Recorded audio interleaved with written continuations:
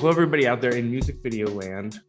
Welcome to the Internet Music Video Database's 2021 year-end music video wrap-up, starring me, Doug Klinger, co-founder of the Internet Music Video Database, and Jason Baum, frequent annual end-of-year guest. if you want the best music video producer that you could find, first on your list would be Jason Baum. How many music videos this year did you produce? I know this answer because it's 3. Not many. That's not many this year. Yeah.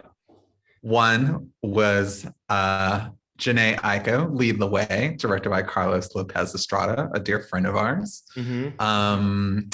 The second one got shelved and can't be talked about. Oh, no. The third video is coming out in a month, so we'll talk about that one next year. Okay, and you can't tell me who directed that one.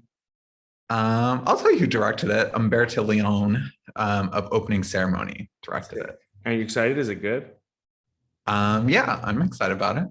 Okay, great. So that's what you do in your real job, and in addition to your contributions to IMVDb, in addition to my contribution to IMVDb, since we're talking about it, because I haven't always been used. There have been times in my life where it's just been this website, but at this time in my life, I also work on music videos. I think I also will talk about some of the music videos I worked, and you're going to talk about some of the music videos I worked on this year. So I might as well mention that I also am a director's rep and a executive producer of music videos. I this year worked on more than 3. I think I worked on like 50. And so it's not a contest, We're not gonna talk about it. It's not a numbers game. Well, now we know your opinion matters more because we are a stats website. We're a website that talks about stats. So what are we doing now? We're going to talk about the music videos of 2021. We have historically, as a platform, as a website, talked about the best videos of the year. Sometimes we've talked about the best videos of the week, weekly, and had weekly podcast discussions about music videos. And we're going to have one about 2021. It's not unusual. As Jason mentioned, Jason, have also contributed lists. I've written lists. We've all written lists for this website. And we also noticed that, like most years, there are lots of music video lists around this time, best music videos of the year list. And there's been none so far really of note in 2021. None from the expected platform, like the pop culture platforms of Billboard or Pitchfork, or those types of websites, or the kind of inside baseball, music video, industry facing websites like Video Static or Promo News or any of those. If we missed any, if 1.4 did one, or some of these other than their yearly award show that aren't the same thing because they aren't the same thing. I don't want to explain why. You gotta give it up for Slate Magazine. Slate Magazine is the one I found too when I Googled. And so listen, we're going to be a lot more thoughtful about things going forward. This is not so thoughtful. This is a really specific one-off kind of holiday special, but it should be viewed as a sign of life. Put it that way. Okay. So it's don't look at this as a real indication, is a concrete indication of what to expect from the Internet Music Video Database, IMVDb.com going forward, but you can look at it as a sign of life and that there's going to be some stuff happening. But let's focus on what is happening now, and that is 2021 and the music videos that came out in this year. And Jason, you did a list. You write a list for us every year. And this year you only have 5 music videos on your list. There's only 5. I don't know why. It might be I'm getting old. Might be music is going downhill. It might be TikTok's fault. Everyone loves to blame TikTok. What would it be TikTok's fault? Because I think that's an interesting point. But what impact do you think TikTok is having on music videos? I mean, I would almost venture a guess that TikTok can promote music in a way that serves the void of music videos. If music videos onus, is that the right word, is to promote a song. If you can just throw up a 3-minute TikTok and just have your artist shoot it on a phone and make up a little silly dance, and that makes your song sell millions, then why go make a music video? I don't know if there's like a real marketing ploy or like A&R type of thing where they're like, oh, screw music videos, let's just go throw up some TikToks. But no, not that exactly. I mean, I think you're right. I think you're onto something. I think that music video, the time and resources and team that go into making like content that lives on TikTok is the like same people that are going to be responsible for music videos. And so now that there's a new place for content and for effort and for energy to go, like it's going to take away from music videos. So the music videos aren't going to have as big of a budget, and they're not going to have as much attention paid to them, and the teams around them, it's not the focus. And so therefore like less interesting things are happening,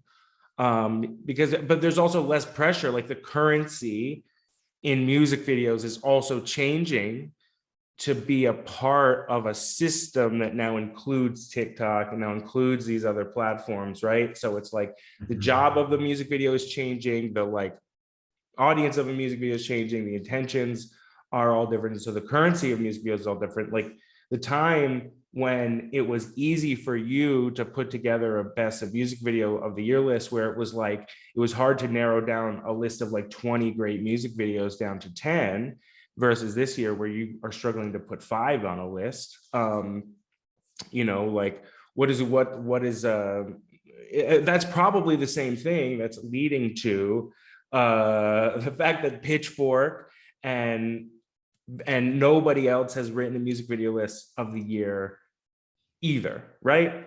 I mean, it seems to indicate that, like, I'm sure they had to, before they started greenlight their list, right, for publication, some editor or some reporter, or I don't know how it works, I don't know who makes these lists, but someone had to actually be like, oh yeah, I can easily pull that together.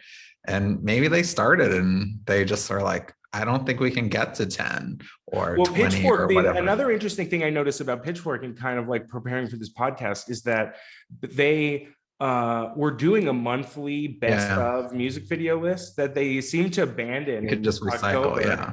Like they stopped, haven't done it in the last 2 months either. Oh, I didn't notice that. Yeah. The last one was October. And so, and it's not like they were like, didn't do lists this year. They did lists about a ton of topics, like even best merch gift set of the year, but there wasn't room for music videos. And that sucks, like music videos are still really central and really important to a lot of big number one popular artists, right? Like where would Lil Nas X be without specifically the music videos? He's probably fantastic on TikTok. I'm not on TikTok a lot and I don't know like what's good and what's bad on that platform, but I'm sure he's great there too. But like music videos are really central and they're putting a lot of resources into them, and there's a real team behind them and they really kind of care about what they're doing there. It may not be everybody's taste, but like it's great. It's an emphasis on that platform, and there are a ton of artists that's true for, like Billie Eilish and all of these artists that still like, I don't know if there was a time where an emphasis in music videos felt like it was elevating the music video art form. Don't know if that's happening right now there, but music videos are used to elevate the artists, right? Sure. But in both of those examples, Billie Eilish and Lil Nas X are taking director credits, either co-director credits or full director credits. And that might be part of why the resources are still being spent over there, because it's like, there's culturally important videos. Like Montero is a very well discussed video this year. Definitely crossed boundaries in terms of groups of people who were discussing it. So it's noteworthy, but just it's not necessarily not my taste. It's just, it feels like a lot of the other videos that he's done, and I just didn't feel really compelled to put in my list. And same thing with Billy. There's some really great Billy videos out there, but I don't think anything that came out this year necessarily was worth a mention. My list, or how I approach my list, is always, does it feel different? Is it something that I just haven't thought about, haven't seen before, entertaining in some other way? And then the really small asterisk is I need to be able to make a paragraph about it. Like, especially the fifth slot of my list, it's always like, can I tell a really great joke about this, or this is a better video? And it's like, oh, I can really talk about this video, so I'm going to go with that one instead. So that's usually the tiebreaker. It's like, can I write a really great little pun out of it? I want to talk about one thing that I think will lead us in to your list too, because I think in addition to kind of like TikTok kind of occupying album marketing budgets, artist marketing budgets, and the creative teams behind it, there's a new piece of content that's been kind of popular, come up kind of through COVID, and then kind of need for it, but that I think is going to exist beyond it. And that is like these kind of live performance one-off videos.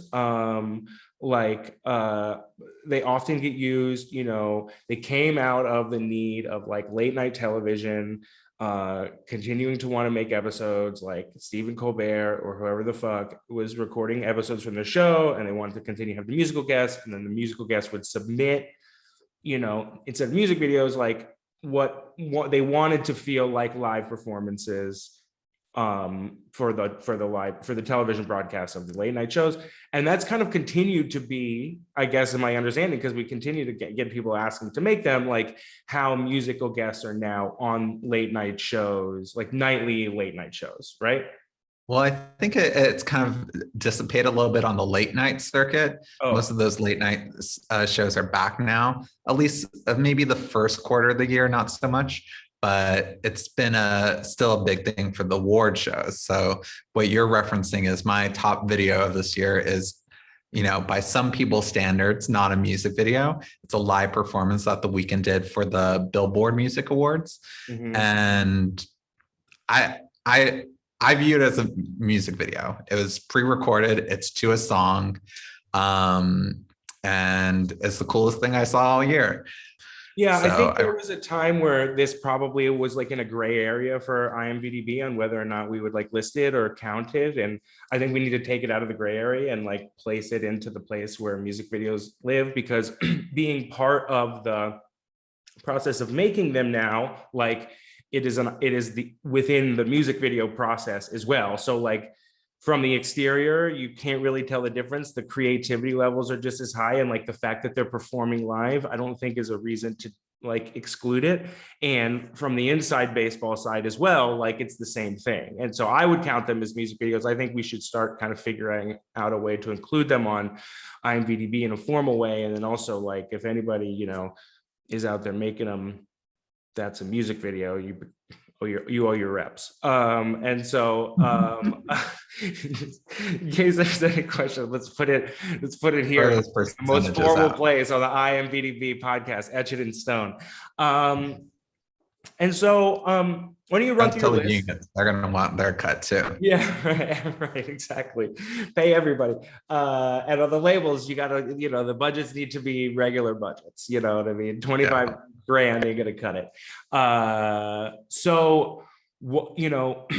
Take us through your list. Your list is going to be linked in the show notes on imvdb.com, where this podcast lives, but also on the IMVDb YouTube, in the YouTube description, any links, any videos we talk about, any of that stuff, you're going to find a link to, including to Jason's best of 2021 music video list. So Jason, why don't you take us through it. So first up on top, we kind of already touched upon it, but it's on top. Weeknd. It's the best one. You're going to do best to worst. Okay. I mean, no, I'm asking you. That's what the blog is. So okay, so do it in the blog way. Okay.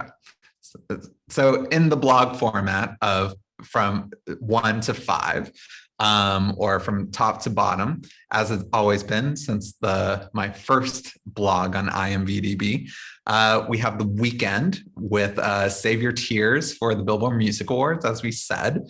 It's just crazy. Like, I can't believe it's directed by Alex Lill. It is more or less a one shot. There's a couple of cuts somewhere in there, but it's a crazy stunt sequence with professional car stunt drivers. It is like everything you want out of like a OK Go video, but dynamic, and The Weeknd always delivers. So that's my third top. I mean, there's other great Weeknd videos too, like Klika's video for the same song, Save Your Tears, is amazing.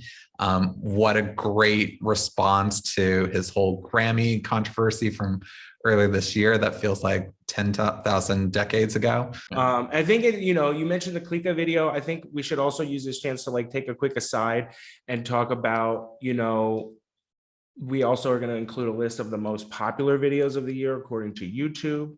And I think it's relevant to our conversation, potentially relevant to our conversation throughout this podcast. You also find that in the show notes. But what's your next one? What's the next video on your list? Romain Gavras, the most amazing living French music video director in existence. He hasn't made a video in like 3-4 years. But he always ends up, on my list usually. And I don't even know how to pronounce the name. Is it just Generation? Yeah. What do you think the budget of that video is? I don't know. I never know. We were talking about this the other day. What was your what do you think the budget is? Just taking a step back, what do you think the budget is on the Weeknd one? Just like what about like general budget, what the expectation is if you were asked to do that video, like, and you were going to look for a budget that came to you, what would you think would be like the appropriate amount? If somebody was like, we want to have 6 cars, 8 cars, however many stunt cars, the Weeknd is going to be on the car. They're recording audio, right? They're recording audio on moving vehicles. Well, I think it was pre-recorded, but all the EPs who may or may not be watching this are probably like snickering because my gut instinct always is like, it's $1 million. Well, but like $500,000 probably, like that would be what you would be comfortable signing on to that for. Yeah, generally you're not agreeing to sign on. I know, but for the kids that are watching, I don't want to misquote. But you just look at something like that, right? And you just think it's got to be right, because also when the people involved in that project have to agree to it, they have to agree to take on that risk of that project. And it's a high risk, high reward. There is an interesting thing to discuss in that, like, I think it used to feel like in other years, low budget videos need to kind of be attention getting videos. And they would need to be viral and do interesting stuff and that kind of thing.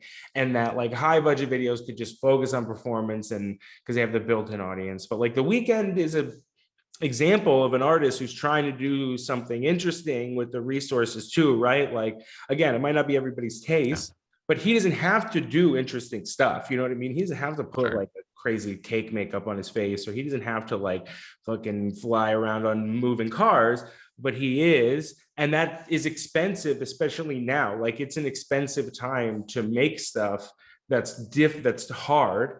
So it is like, that's a real thing. Like, that's real money. And then like, is that a trend of your list that they're all expensive videos? No, I don't think so. Well, let's go through it. That's one. Two was Gavras. That's expensive. Just the sheer nature of it, right? Like, he's not going out making a 50K video.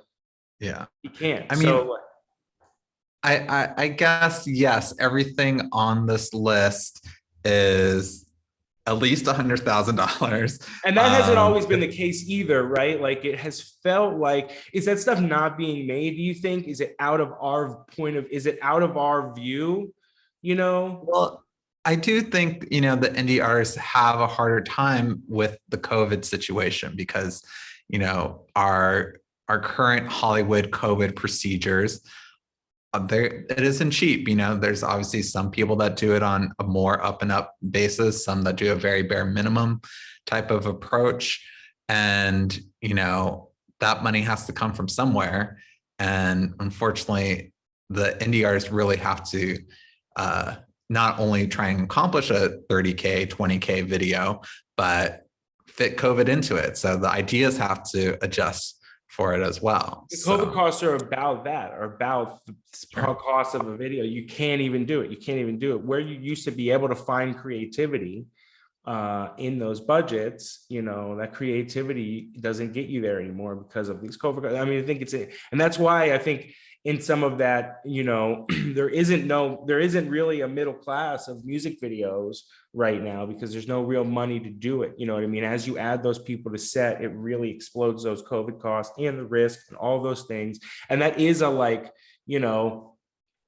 impacting the art that we're seeing. And so then we're relying on some of these big artists to kind of push the envelope, but they don't really have to, because the currency is different on the internet too. They're not like competing for the audience. They're just feeding the existing audience. You know what I mean? Because like TikTok, it's not really up to them. It's just like up to the algorithm. So like what's happening on the music videos, they just need to know how to push their own audience's button.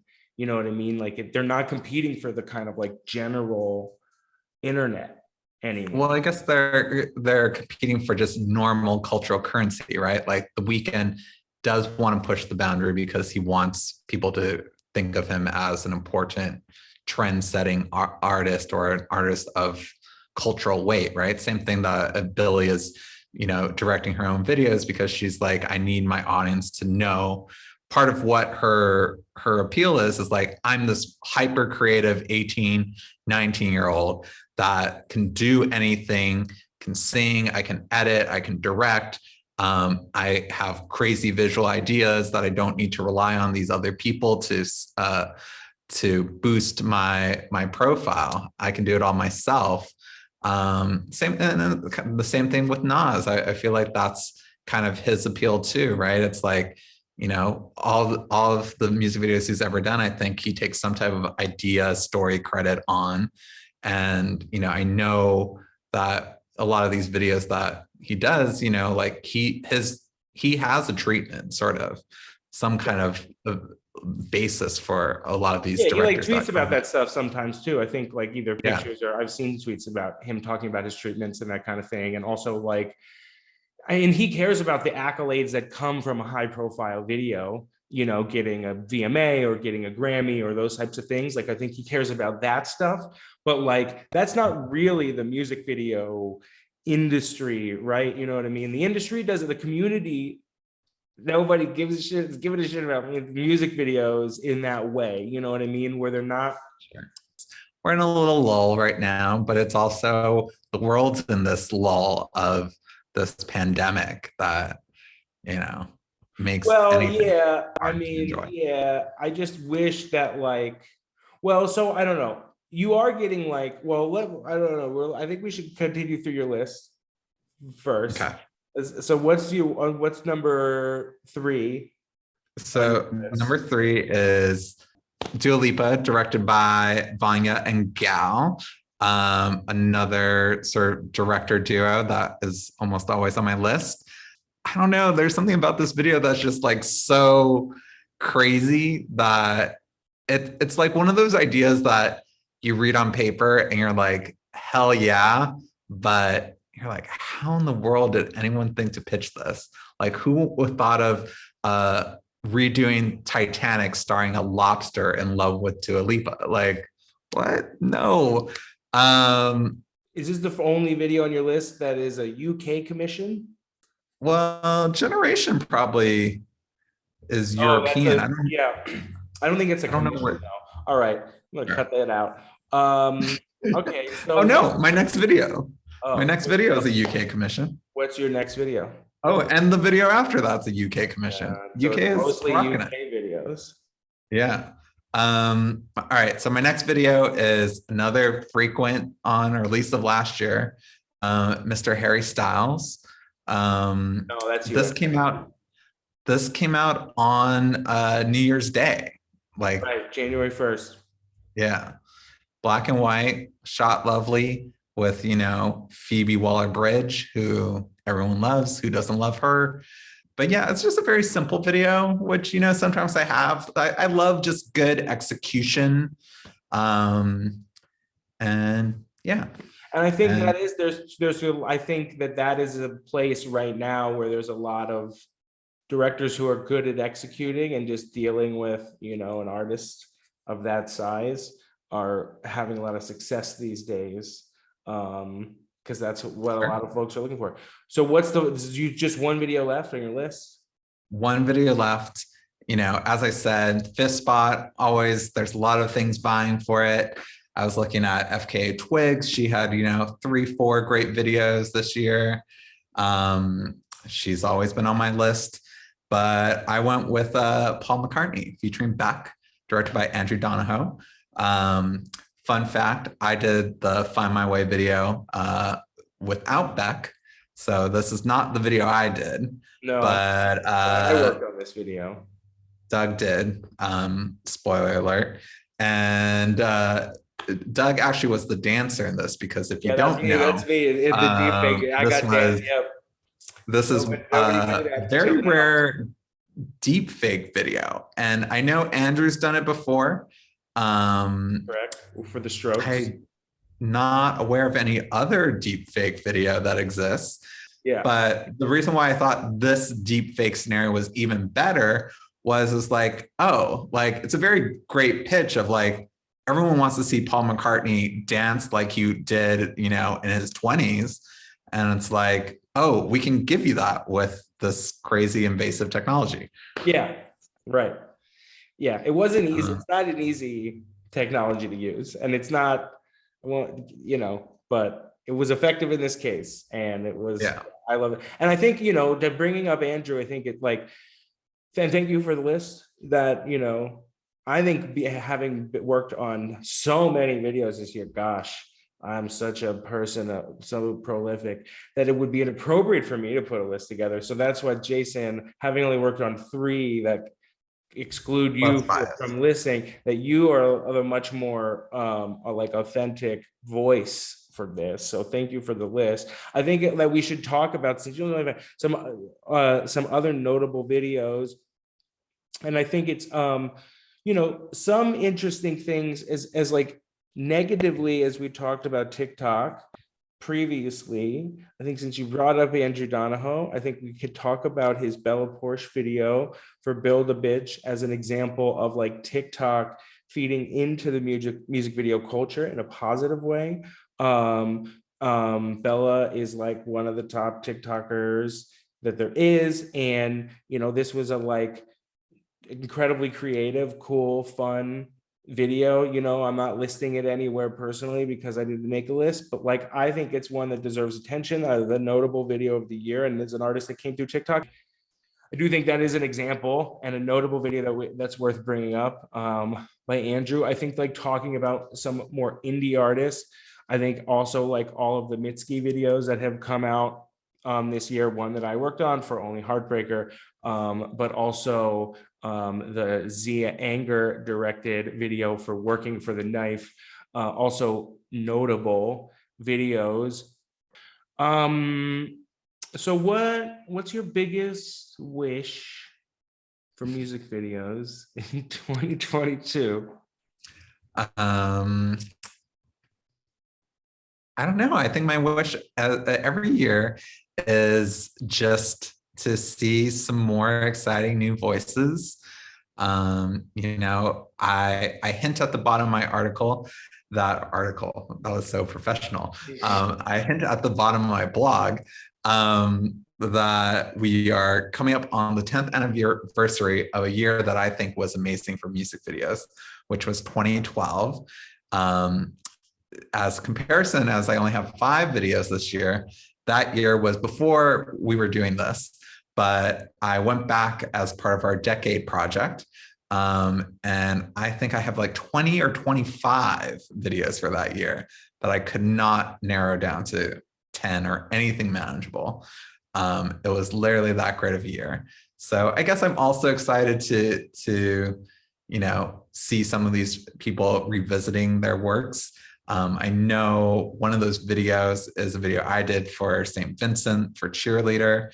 She Instagrammed earlier this year that, she realized that it was coming on the 10th anniversary of that video, mainly because it was the 10th anniversary of Mercy, Strange Mercy, the first video that she did with Terry Timely from that album. So it's exciting that maybe some of these artists might revisit it, revisit their decade-old videos. But yeah, just always wanted to see new voices from different backgrounds and different perspectives and walks of life to filter into my list. Yeah, I want that too. That's my wish too. I was gonna say all that, so took the words from me, Jason. What a thief. Well, I think we did a podcast. I think we did a list. Your list is on imvdb.com. This podcast can be found on imvdb.com, along with many others, although I don't know if I want you to listen to those because they were done over the span of 10 years, and I can't really speak for myself beyond like the last a couple weeks. So I think though for IMVDb, the Internet Music Video Database, as I said at the top of the show, that you should see this as a sign of life, that this is a platform and a website, despite our slow moderation of your submitted data, that we do still exist. There are still people here who care about music videos behind this platform, and that we are still kind of putting love and attention into it, not like we were in 2012, greatest year of music video, golden age of music videos. But there's a future for this platform. It's gonna involve podcasts, but you bet your butt it's gonna, because here we are doing one right now. That's what we're doing. So podcasts are gonna be central the future of IMVDb as they were to the past. But playlists, other things in the future. So look out for that. Maybe in 2022, who knows? I don't predict the future. Neither does Jason. It's this thing we don't do, but we hope for it. We're hopeful for it. Thanks for listening. Follow us on Instagram. Jason, what's your Instagram handle? It's my name. It's Jason_Baum. Mine's also slide into the DMs. Mine's Doug_Klinger, and IMVDb is probably how you find us. Maybe there's a the in there. You can do it quick enough. Thanks for listening. Thanks for watching. Thanks for being part of the music video community. See you out there in music video.